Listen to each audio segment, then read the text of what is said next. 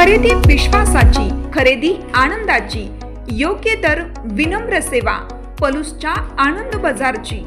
सर्व कार्यक्रमांसाठी होलसेल दर, प्रशस्त पार्किंग आणि भन्नाट ऑफर्स, स्वच्छ निवडक दर्जेदार किराणा, कॉस्मेटिक्स, होजिरी, फुटवेअर, सर्व काही एकाच छताखाली। आनंद बाजार, SBI बँकेसमोर, Palus. Proprietor Swapnil Anil Kadam. Mobile number 95 79 87 93 39।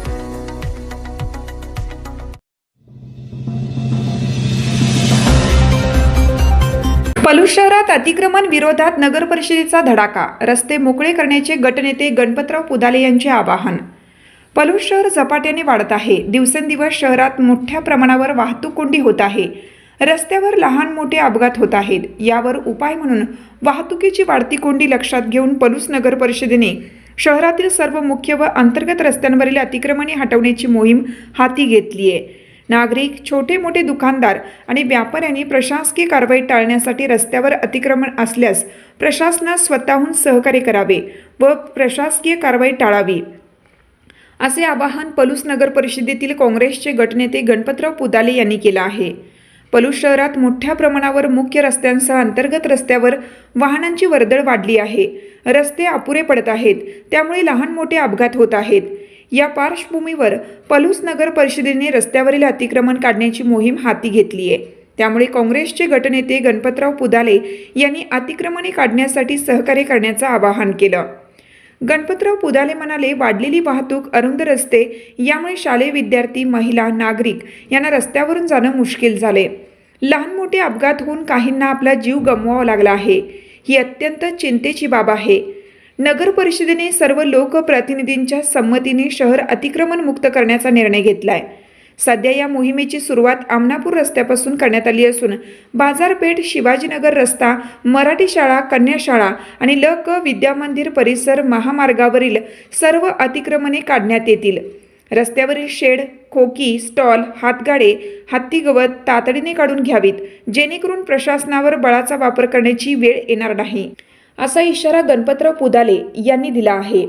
यावेळी नगराध्यक्षा संजीवनी पुदाले, माजी गटनेते सुहास पुदाले, मुख्य अधिकारी श्रीमती निर्मला राशीनकर, उपनगराध्यक्ष रोहित दळवी, राष्ट्रवादीचे गटनेते दिगंबर पाटील, भरत इनामदार, नगरसेवक अमोल भोरे, विजय जाधव, धीरज घोरपडे, शहाजी मोरे, अनिल कांबळे, धनाजी कुंभार, अमृत माळी, सर्व नगरसेवक तसेच जगदीश पाटील, अभय पाटील, नितीन खारकांडे, रुपेश शेंडगे, कपिल गायकवाड, रवींद्र माने, सुधीर सिसाळ तसेच कार्यकर्ते, नागरिक उपस्थित होते।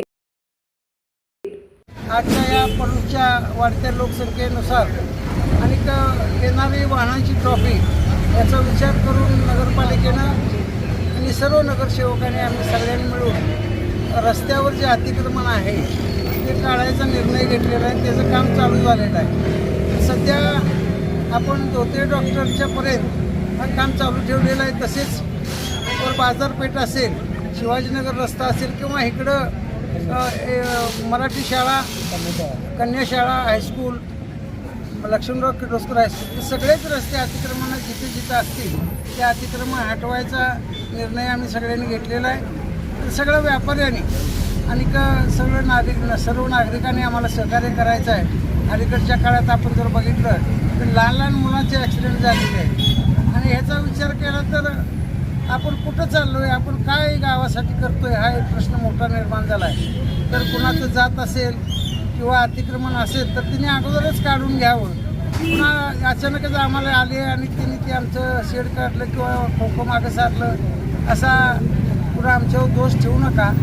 तर शक्यतो आपल्या ज्या ज्या रस्त्यावर पलूस गावचे सर्व रस्ते हे अतिक्रमण हटवायची मोहीम आम्ही घेतलेली आहे आणि येणाऱ्या काळामध्ये आम्ही हे सगळे अतिक्रमण काढणार आहोत। आता शहरातल्या प्रमुख रस्त्यांचे काढायचे चालू आहेत।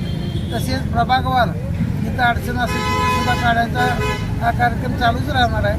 तर जनतेनं, शेतकऱ्यांनी ज्यांनी आपले रस्त्यापर्यंत हत्तीघास लावले आणि तसं हत्तीघास लावूच नका इथं पुढं, कारण असं की येणाऱ्या ट्रॉफिकला एवढी अडचण होती। आता काळ्या रानाचा प्रश्न आमच्यासमोर आला आहे, पण देण्यात ठेवा जरी आपण हत्तीघास गटारामध्ये लावलं आणि ते अतिग्रासी शासनाच्या हद्दीमध्ये आपण लावलेलं आहे, येणाऱ्या काळामध्ये ह्याला दंडसुद्धा बसायची शक्यता आहे.